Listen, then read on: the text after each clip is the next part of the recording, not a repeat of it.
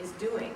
And a lot of my background has been going into schools as a teaching artist and teaming with a social studies teacher or a language arts teacher or a science teacher and seeing how I can bring theater into the curriculum.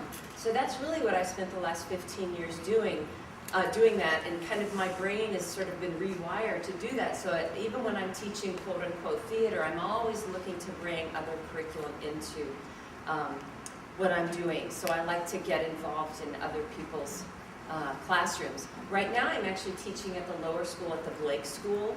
I teach K through 5, but I taught for a few years at the Fair School, middle school. And so I've taught and I've taught at the college level too. So I've taught all kinds of learners. But the one thing I guess I want you guys to leave today with is a whole bunch of things you could take into the classroom tomorrow. Also, I hear this a lot from people who are kind of outside of the arts saying, well, that was a fun game. And so a lot of times I don't even like to use the word game in terms of theater games. I say exercises or activities because I feel like a game is more than a game.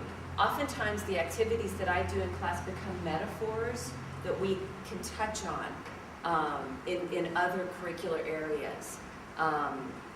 Activities and games can be used for focusing, for transitions, for community building, just all sorts of things. So they're never just, oh, I've got 10 minutes of filler, let's play a game. Because as you know, a game can really capture a kid's imagination, and then it's what you do beyond that. So what I'm hoping today is that I can kind of turn to someone and say, okay, in your curricular area, that activity we just did, how do you think you could bring that into what you're doing? And maybe, oh, well, it could be a metaphor for this, or it could be this. So I'm going to hope that you guys are really thinking beyond, oh, what a fun game on a Friday afternoon, we could do that. Because I've seen these as being really a whole lot more. Before we get started, why don't we just kind of introduce ourselves and tell me who you are, what your background is, because then I can really think about how I can maybe touch on your particular subject area. So we'll start with Barbara. I'm Barbara Elcott, and I teach mostly methods courses for people who want to be secondary teachers. But I'm a former English teacher. I also teach literacy foundations, and I love it. My name is Diane, and I'm a student at the University of Minnesota. I'm getting my teaching license in ESL. My name is Jen, and I'm here in the MAT program getting my teaching license in language arts. Great. I'm Katie, and I'm also in the MET program in the elementary literature as well as communication arts. And over the summer I'll be working at a summer camp, and I'm working with the staff as well. So I'm going to be thinking about this in terms of community building as well. Great. I'm Allie, and I am currently in the Hamlin MET program. I'm working towards my license in 5 through 12 social studies and maybe English too. And I work full-time for Health Partners. I'm a trainer, so I'm hoping that I can incorporate some of the things that I'm learning today into my current job as well as my future Great. classroom. I'm Maya. I'm at Hamlin's undergrad, and I'm finishing up my last year getting my secondary social studies license. Great. Hi, I'm Miriam. I'm teaching Spanish in elementary. Great. And I'm Amanda. I'm here in the Hamlin MAT program. I'm part of UACT, and I am going to get my license in secondary life sciences. Great.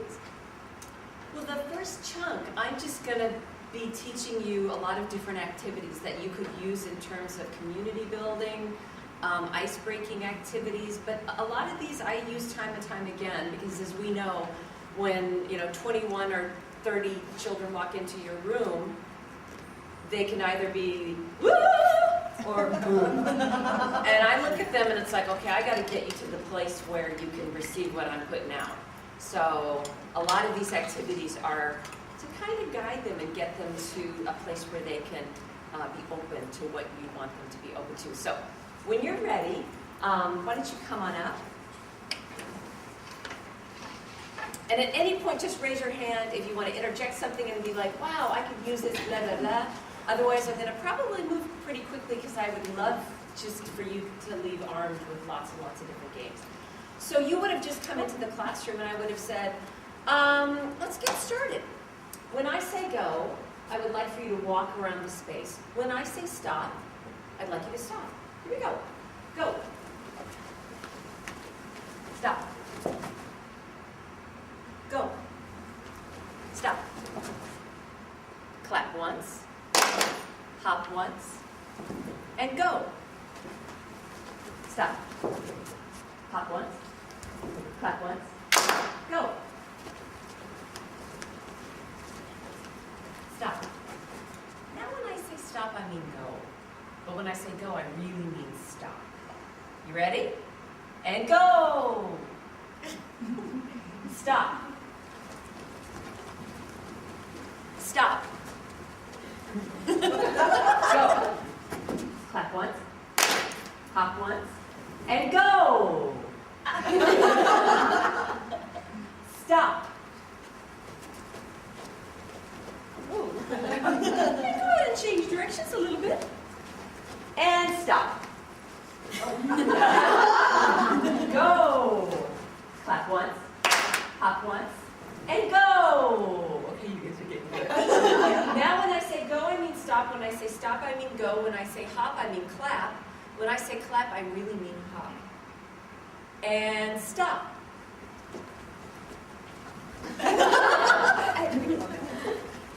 And stop. Go. Clap once. Hop once. And stop. Oh my God. I love this. Go. Hop once. Clap once. And go. Good job. Give yourself some applause.